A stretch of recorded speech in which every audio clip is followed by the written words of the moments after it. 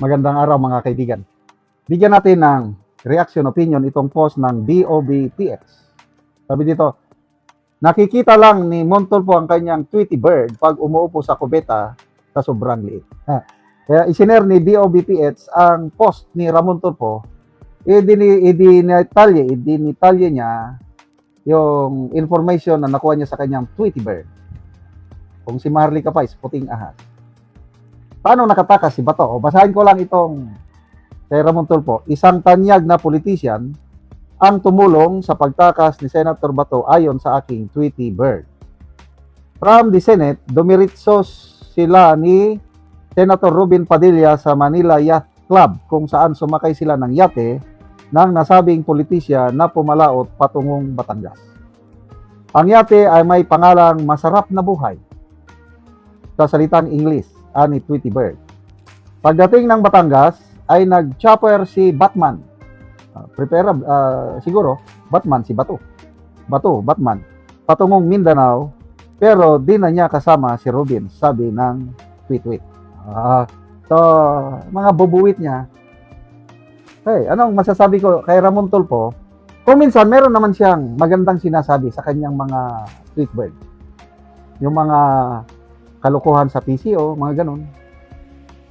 Kaya lang, malala ko, I think last year, meron siyang mga isinambulat na mga pangalan na mga destabilizer daw.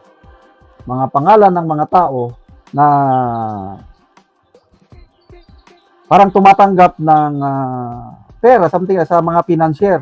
Ang napangalanan niyang financier doon is Chavit Singson, BP Sara at may pangatlo pa. So, sino yung mga pinangalanan? Mga retired generals, General Pukis, General De Leon, isinama niya ako doon na destabilizer. Sino pa ba yung mga isinama niya? So, mga ilan-ilan kami na mga retired, plus isinama rin niya mga abogados. Ang matandaan ko doon si Attorney Vic Rodriguez. Sino pa ba? Kaya lang nagreklamo si Attorney Guanzon. Bakit hindi ako kasama dyan? Dapat kasama ko. Yung ganong mga post niya na destabilizer. Maraming mga classmate ko, Johnny, ano ba ito? Destabilizer ka daw. Sabi ko, iba ang destabilizer, yung gustong pabagsakin ng gobyerno. Iba naman ang critic. I am a critic of the government. That's part of democracy. Binabatikos ko ang hindi magandang nangyari sa gobyerno sa pananaw ko. Yung magandang ginagawa, pinupuri ko. So, hindi ako destabilizer, but I am a critic of the government. Kaya, doon pa lang, yung kanyang tweet na gano'n, wala itong si Ramon Tulfo. Hindi ako believe. Although paminsan-minsan, okay rin. Yung sabi niya nga na, yung 50 million daw na nawawala sa PCO, pambayad daw yung sa mga troll farms. So, ito kay Bato, yung ini-insinuate niya na sikat na politiko, pumunta ng Batangas. Ang opinion ko lang, parang pinapatot sa dahan, kasi Batangas pinapatot sa dahan si Congressman Leandro Libiste. Alangan naman na si Garjula, alangan naman ang mga rekto, sino pa bang, alangan naman na si Luistro. Ang kakampi lang ni Bato, considered DDS, itong Leandro Libiste. And then, ito na, yung hindi na nakakapaniwala, yung sumakay ng chopper papuntang Mindanao. Ano ba yan? Siguro, kung maraming stop, saan bang unang stop? Pwedeng Cebu. Kaya ba? Yes. Kaya siguro, depende sa, so from Manila to Cebu, doon, mag-gas up. Then from Cebu, ako hindi ko pa nasubukan nag-chopper from Mindanao to Cebu. Although naririnig ko sa mga pilotong kaya naman. Depende sa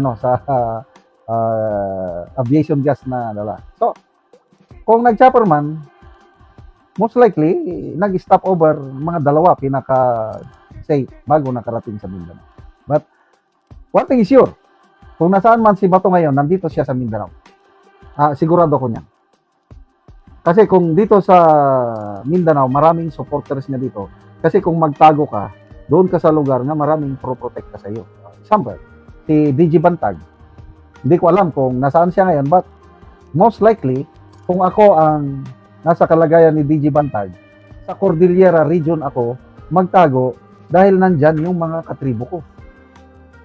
So si Senator Bato, most likely dito siya sa Mindanao, kaya ito ang teritoryo ng mga Duterte. Marami talaga. So ito na ngayon, ang next episode sa teledrama ng Senado is yung manhunt operation na isasagawa ng Administrasyong Marcos laban kay Senator Bato. Ako, tuwan-tuwa ko, God's providence siguro, na nakatakbo siya, na outrun, na wrestling niya ang mga NBA agents. Kaya, nakaboto siya at nakabuo ng Brave 13.